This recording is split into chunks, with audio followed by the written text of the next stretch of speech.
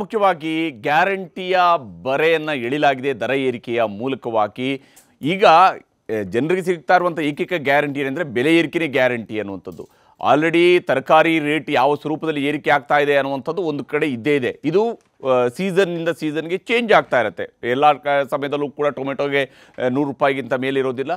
ಎಲ್ಲ ಟೈಮಲ್ಲಿ ಈರುಳ್ಳಿ ಬೆಲೆಯೂ ಕೂಡ ಜಾಸ್ತಿ ಆಗಿರೋದಿಲ್ಲ. ಆದರೆ ಈ ಹಂತದಲ್ಲಿ ಜನ ಅನುಭವಿಸ್ತಾ ಇರುವಂಥ ಸಂಕಷ್ಟ ಒಂದು ಕಡೆ ಇರುವಾಗಲೇ ಈ ಕಡೆ ಪೆಟ್ರೋಲ್ ಡೀಸೆಲ್ನ ದರವನ್ನು ಕೂಡ ಏರಿಕೆ ಮಾಡಲಾಗಿದೆ. ಬರೀ 3 ರೂಪಾಯಿ ಅಂತ ಹೇಳ್ತಾರೆ, 1 ಲೀಟ್ರಿಗೆ 3 ರೂಪಾಯಿ ಅಂತ ಹೇಳ್ತಾರೆ. ಒಮ್ಮೆ ಒಂದು ಬೈಕ್ಗೆ ಫುಲ್ ಟ್ಯಾಂಕ್ ಮಾಡುವಂಥ ಸಂದರ್ಭದಲ್ಲಿನೇ ಆತ ಸುಮಾರು 30 ರೂಪಾಯಿನ ಎಕ್ಸ್ಟ್ರಾ ಕೊಡ್ತಾ ಇದ್ದಾನೆ. ಒಬ್ಬ ಕಾರ್ನವನು ತನ್ನ ಒಂದು ಫುಲ್ ಟ್ಯಾಂಕ್ ಮಾಡುವಂಥ ಸಂದರ್ಭದಲ್ಲಿ ಮಿನಿಮಮ್ಮು 90 ರೂಪಾಯಿಂದ 100 ರೂಪಾಯಿ ಎಕ್ಸ್ಟ್ರಾ ಕೊಡ್ತಾ ಇದ್ದಾನೆ. ಇದು ಸದ್ಯದ ಪರಿಸ್ಥಿತಿ ಇದೆ. ಏನು ಬರೀ 100 ರೂಪಾಯಿ ಹೆಚ್ಚಳ ಅಂತ ಹೇಳಿದ ತಕ್ಷಣ ಆಗೋದಿಲ್ಲ. ಟ್ಯಾಕ್ಸಿಯಲ್ಲಿ ಓಡಾಡ್ತಾ ಇರುವಂಥವ್ರಿಗೆ ಪ್ರತಿನಿತ್ಯದ ವ್ಯವಹಾರ ಇದು, ಪ್ರತಿನಿತ್ಯದ ವಹಿವಾಟು ಇದು. ಪ್ರತಿನಿತ್ಯವೂ ಕೂಡ ಅವರು ಡೀಸೆಲ್ ಪೆಟ್ರೋಲ್ ಹಾಕಿಸ್ತಾ ಇರ್ತಾರೆ. ಅವರು ಅನುಭವಿಸ್ತಾ ಇರುವಂತಹ ಸಂಕಷ್ಟ ಯಾವ ಸ್ವರೂಪದಲ್ಲಿದೆ, ಜನಸಾಮಾನ್ಯರ ಸಂಕಷ್ಟ ಯಾವ ಸ್ವರೂಪದಲ್ಲಿದೆ, ಇದ್ರ ಬಗ್ಗೆ ಜನರ ಹತ್ರ ಕೂಡ ನಾನು ಮಾತನಾಡಿಸ್ತೀನಿ, ಅವರ ಅಭಿಪ್ರಾಯಗಳನ್ನು ಕೂಡ ತಿಳ್ಕೊಳ್ತೀನಿ. ದರ ಏರಿಕೆದಾಗ ಯಾವ ರೀತಿಯಂಥ ಸಮಸ್ಯೆ ಆಗಿದೆ ಅಂತ. ದರ ಏರಿಕೆ ಈಗ ನೋಡಿ 3 ರೂಪಾಯಿ ಅವರು ಡೀಸೆಲ್ ಬೆಲೆ ಅಂತ ಹೇಳ್ತಾ ಇದ್ದಾರಲ್ವಾ. 3 ರೂಪಾಯಿ ಹಾಕಿ ಒಂದು ಚಾಲಕ ಇವತ್ತು ಹೈಯೆಸ್ಟ್ ರೇಟ್ ಮಾಡೋಕ್ಕಾಗುತ್ತಾ?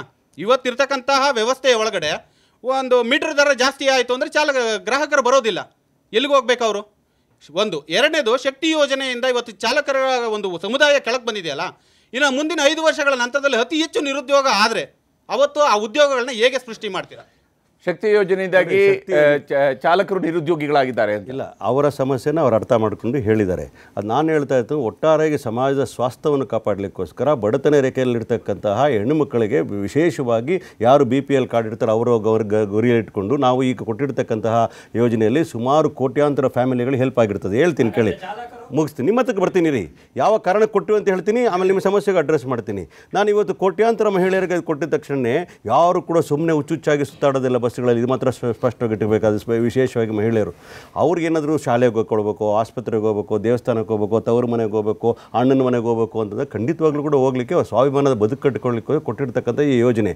ಇದರಲ್ಲಿ ಸುಮಾರು ನಾನು ಹೇಳ್ತೀನಿ ಕೇಳಿ ನಿಮಗೆ, ಕರ್ನಾಟಕ ರಾಜ್ಯದಲ್ಲಿ 210 ಕೋಟಿ ಟ್ರಿಪ್ಗಳನ್ನು ಮಾಡಿರ್ತಕ್ಕಂಥದ್ದು ನಮ್ಮ ಕರ್ನಾಟಕ ರಾಜ್ಯದ ಮಹಿಳೆಯರನ್ನು ಮಾತು ಹೇಳ್ತಾ ಇದ್ದೀನಿ. ಇದರ ಬೆನಿಫಿಟ್ನ ನಮ್ಮ ತಾಯಂದ್ರಿಗೆ ಕೊಟ್ಟಿರಬೇಕಾದ್ರೆ ನೀವು ಕೂಡ ಎಷ್ಟೇ ಒಂದು ನಿಮಿಷ ಇರಿ, ನೀವು ಎಷ್ಟೇ ಸಂಪಾದನೆ ಮಾಡೋದು ಕೂಡ ನಿಮ್ಮ ಮನೆಗೆ ತೊಗೊಂಡೋಗಿ ಕೊಡ್ತಕ್ಕಂಥದ್ದೇ ದುಡ್ಡು. ನೀವೇ ಇಷ್ಟು ದಿನ ಕರೆಂಟ್ ಫ್ರೀ ಕೊಡಿ, ನೀವು ಬೆನಿಫಿಟ್ ತೊಗೊಳ್ತಾ ಇಲ್ವಾ? ನಿಮ್ಗೆ ಉಳಿತಾಯ ಆಗಿಲ್ವಾ? ಗಂಡಸರು ಉಳಿತಾಯ ಆಗಿಲ್ವಾ? ಅದರಲ್ಲಿ ನೀವು ನಿಮ್ಮ ಹೆಂಡತಿ ಮಕ್ಕಳು ಎಲ್ಲಾದರೂ ಹೋಗಬೇಕು ಅಂದಾಗ, ಹೆಣ್ಮಕ್ಳಿದ್ರೆ ಎಲ್ಲಾದರೂ ತವರು ಮನೆಗೆ ಹೋಗಬೇಕಾದ್ರೆ 100 ರೂಪಾಯಿನ ಖರ್ಚು ಮಾಡ್ತಾರಲ್ವಾ?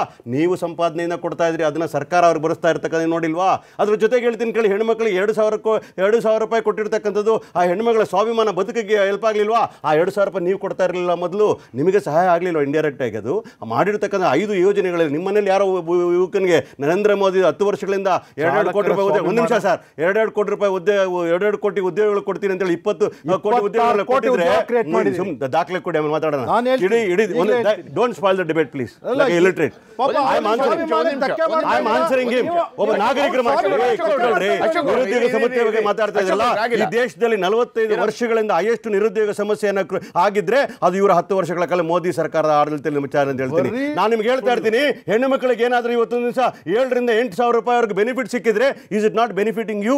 ಆ ಹೊರೆಯನ್ನು ನೀವು ಹೊರ್ಕೊಳ್ತಾ ಇದೀವಿ. ಆ ಹೊರೆಯನ್ನು ರಾಜ್ಯ ಸರ್ಕಾರ ಹೊರ್ಕೊಂಡಿರ್ಬೇಕಾದ್ರೆ ನೀವು ಯಾವ ರೀತಿ ಅಂತ ತಾತ್ಸಾರವಾಗಿ ಮಾತಾಡ್ತಾರೆ. ಹೆಣ್ಮಕ್ಳು ಓಡಾಡ್ತಕ್ಕಂಥದ್ದು ನಿಮ್ ನಿರುದ್ಯೋಗ ಆಗಬಾರ್ದು ಅನ್ನೋ ನಿಟ್ಟಿನಲ್ಲಿ ನಾನು ಕೂಡ ಇದ್ದೀನಿ ನಿಮ್ಮ ಜೊತೆಗೆ. ಆದ್ರೆ ಹೆಣ್ಮಕ್ಳು ಸ್ವಾಭಿಮಾನ ಬದುಕು ಕಟ್ಕೊಂಡಾಗ ಅವ್ರ ಮನೇಲಿ ಗ್ಯಾಸ್ ನೀವೇ ಅದೇ ಚಾಲಕರು ಎಷ್ಟೋ ಜನ ಒಂದು ಗ್ಯಾಸ್ ತಗೊಳಕ್ ಆಗ್ದಿರಾ ಪಾಪ ಮನೆಗೆ ಹೋಗ್ದಿರಾ ಕೂತಾರೆ, ಹೆಣ್ಮಕ್ಳಿಗೆ ಗ್ಯಾಸ್ ಕೊಡಕ್ ಆಗ್ಲಿಲ್ಲ ಅಂತಕ್ಕಂಥ ಆ ಸ್ವಾಭಿಮಾನ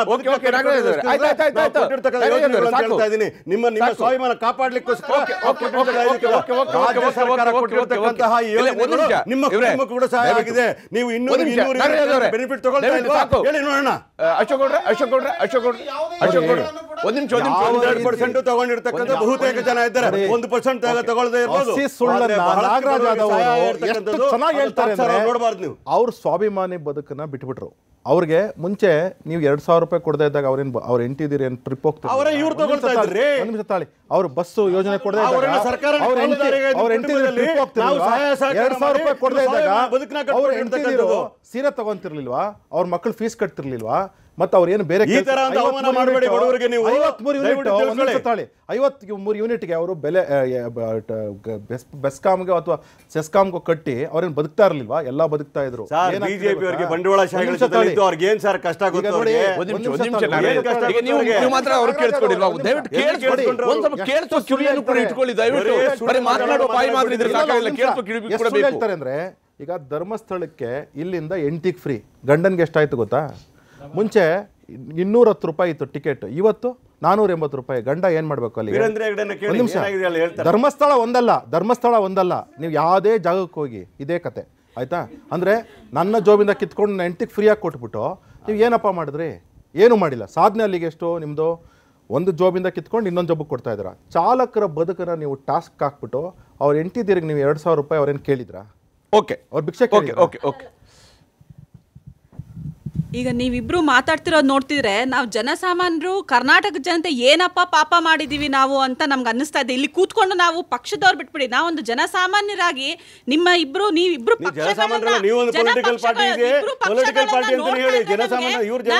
ಪಾಪ ಮಾಡಿದೀವಿ.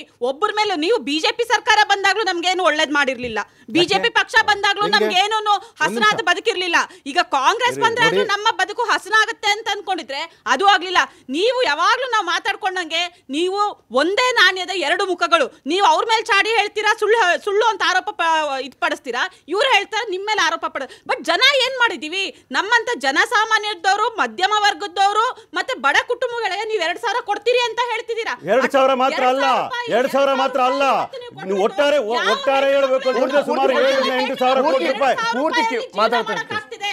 ಪೆಟ್ರೋಲ್ ಇವಾಗ ಬೆಂಗಳೂರಲ್ಲಿರೋ ಪ್ರತಿ ಹೆಣ್ಣು ಮಗುನು ಗಾಡಿ ಓಡಿಸುತ್ತೆ, 2 ವೀಲರ್ ಓಡಿಸ್ತಾರೆ. ನೀವು ಪೆಟ್ರೋಲ್ ಬೆಲೆ ಜಾಸ್ತಿ ಮಾಡಿದ್ರೆ 2000 ರೂಪಾಯಿ ಎಲ್ಲ ಹಾಕಿಸ್ಕೋಬೇಕಾ? ಪೆಟ್ರೋಲ್ನು ತರಕಾರಿ ಬೆಲೆ ಜಾಸ್ತಿ ಆಗುತ್ತೆ. ಅದರಿಂದ ನೀವು ಆ ತರ ಎಲ್ಲ ಮಾಡ್ಬಿಟ್ಟು ಇವತ್ತು ಬಿಜೆಪಿ ನಿಮ್ ಇಬ್ಬರಿಗೂ ನೈತಿಕತೆ ಇಲ್ಲ. ಯಾಕೆ ಸರ್ಪ್ಲಸ್ ಬಜೆಟ್ ಕೊಡಕ್ಕಾಗಲ್ವಾ? ಆಮ್ ಆದ್ಮಿ ಪಾರ್ಟಿ ಡೆಲ್ಲಿಯಲ್ಲಿ ನಾವು ಇಷ್ಟೆಲ್ಲ ಗ್ಯಾರಂಟಿಗಳನ್ನು ಕೊಟ್ಟು ಸರ್ಪ್ಲಸ್ ಬಜೆಟ್ ಇದೆ. ಸರ್ಪ್ಲಸ್ ಬಜೆಟ್ ನ ಕೊಟ್ಟಿದ್ದು ಒಂದು ನಿಮಿಷ. ನಮ್ಮ ಸರ್ಕಾರ ಇದ್ದಾಗ ಬೊಮ್ಮಾಯಿ ಅವರು ಸರ್ಪ್ಲಸ್ ಬಡ್ಜೆಟ್ನ ಮಂಡನೆ ಮಾಡಿದರು. ರಾಜ್ಯದ ಬೊಕ್ಕಸಕ್ಕೆ 45,000 ಕೋಟಿ ಅಡಿಷನಲ್ ವ್ಯಾಲ್ಯೂನ ತೆಗೆದುಕೊಂಡು ಹೋಗ್ತಕ್ಕಂಥ ಕೆಲಸ ಮಾಡಿದರು. ಅದು ಬೊಮ್ಮಾಯಿ ಅವರು ಮಾಡಿದಂತಹ ಒಂದು ದೊಡ್ಡ ಆರ್ಥಿಕವಾಗಿ ಕರ್ನಾಟಕವನ್ನು ಮುನ್ನಡೆಸ್ತಕ್ಕಂಥ ಕೆಲಸವನ್ನು ಮಾಡಿದರು. ಆದರೆ ಕಳೆದ 13 ತಿಂಗಳಲ್ಲಿ ಕರ್ನಾಟಕದ ಕಾಂಗ್ರೆಸ್ ಸರ್ಕಾರ ಯಾವ ಹೊಸ ಯೋಜನೆಗಳನ್ನು ಯಾವುದು ಎಕಾನಾಮಿಕಲಿ ಬೂಸ್ಟ್ ಆಗ್ತದೆ ಅದನ್ನು ಮಾಡಿದ್ದಾರೆ ಅಂತಂದ್ಬಿಟ್ಟು ನಾಗರಾಜ್ ಯಾದವ್ ಅವರು ಆಗಲೇ ಹೇಳಿದ್ರಲ್ಲ, ಶ್ವೇತಪತ್ರ ಹೊರಡಿಸೋಣ ಅಂತಂದ್ಬಿಟ್ಟು. ನಾನು ಮುಖ್ಯಮಂತ್ರಿಗಳಿಗೆ ಹೇಳ್ತಾನೆ, ಇವರು ಶಾಸಕರಿದ್ದಾರೆ ನಾಗರಾಜ್ ಯಾದವ್ ಅವರು, ನೀವೇ ಪ್ರಶ್ನೆ ಕೇಳಿ ಮುಖ್ಯಮಂತ್ರಿಗಳೇ, ಹೊಸ ಯೋಜನೆಗಳು ಕರ್ನಾಟಕದಲ್ಲಿ ಯಾವ್ಯಾವುದು ಕೊಡ್ತೀನಿ, ಇನ್ಫ್ರಾಸ್ಟ್ರಕ್ಚರ್ ಯೋಜನೆಗಳನ್ನು ಶ್ವೇತಪತ್ರ. ಅವರು ಆಮ್ ಆದ್ಮಿ ಪಾರ್ಟಿ ನಾಯಕಿ ಮಾತಾಡಿದ ವಿಚಾರಗಳನ್ನ ನಾನು ಸವಾಲಾಗಿ ಸ್ವೀಕಾರ ಮಾಡಿ ಹೇಳ್ತಾ ಇದ್ದೀನಿ. ಹೆಣ್ಣು ಮಕ್ಕಳಿಗೆ ಸ್ವಾಭಿಮಾನದ ಬದುಕು ಕಟ್ಕೊಳ್ಳಿಸ್ಕೋಸ್ಕರ 2,000 ರೂಪಾಯಿ ಕೊಟ್ಟಿದ್ದೆ ಅಂತಂದ್ರೆ ಅದು ಅವಳ ಹಕ್ಕು ಅಂತ ಹೇಳ್ತೀನಿ. ಯಾಕಂದ್ರೆ ಈ ಟ್ಯಾಕ್ಸ್ ಕಟ್ತಕ್ಕಂಥ ಜನ ಇಂಡೈರೆಕ್ಟ್ ಟ್ಯಾಕ್ಸ್, ಯಾರೋ ಒಂದು ಟೂತ್ ಪೇಸ್ಟ್ ತಗೊಂಡ್ರು ಟ್ಯಾಕ್ಸ್ ಕಟ್ತಕ್ಕಂಥ ನಾಗರಿಕ ಇರಬೇಕಾದ್ರೆ ಅವರ ಸ್ವಾಭಿಮಾನ ಬದುಕು ಕಟ್ಕೊಂಡು 7,000-8,000 ರೂಪಾಯಿಗಳನ್ನ ನಾವು ಸರ್ಕಾರದಿಂದ ಕೊಡ್ತಾ ಇರತಕ್ಕಂಥದ್ದು, ಎಲ್ಲ ಕುಟುಂಬಗಳಿಗೆ ಕೊಡ್ತಾ ಇರತಕ್ಕಂಥ ವಿಚಾರನ ನೀವು ಹೇಳ್ಬಿಡಿ ನಮ್ಗೆ ಏನು ಬೆನಿಫಿಟ್ ಆಗಿದೆ ಅಂತ. ನೀವು ಅಧಿಕಾರದಲ್ಲಿ ಒಂದು ನಿಮಿಷ, ನೀವು ಡೆಲ್ಲಿ ಬಗ್ಗೆ ಮಾತಾಡ್ತೀರಿ. ಡೆಲ್ಲಿ ಅಂತಕ್ಕಂಥ ಬೆಂಗಳೂರಿನ ಒಂದು ಕಾರ್ಪೊರೇಷನ್ ಇದ್ದಂಗೆ. ಸ್ವಲ್ಪ ಕನ್ನಡಿಗರ ಮೆಚ್ಚಿನ ನಿಮ್ಮ ನ್ಯೂಸ್ 18 ಕನ್ನಡ ಈಗ ವಾಟ್ಸ್ಆಪ್ನಲ್ಲಿಯೂ ಲಭ್ಯ. ಕರ್ನಾಟಕ ಮತ್ತು ದೇಶ ವಿದೇಶದ 360 ಡಿಗ್ರಿ ಸುದ್ದಿ ವಿವರವನ್ನ ನೀವು ನಿಮ್ಮ ಕೈ ಬೆರಳುಗಳಲ್ಲಿಯೇ ಪಡೆಯೋದಿಕ್ಕೆ ಈ QR ಕೋಡ್ ಅನ್ನ ಸ್ಕ್ಯಾನ್ ಮಾಡಿ. ನಮ್ಮ ಚಾನೆಲ್ ಅನ್ನ ಫಾಲೋ ಮಾಡಿ, ನೋಟಿಫಿಕೇಶನ್ ಆನ್ ಮಾಡಿ.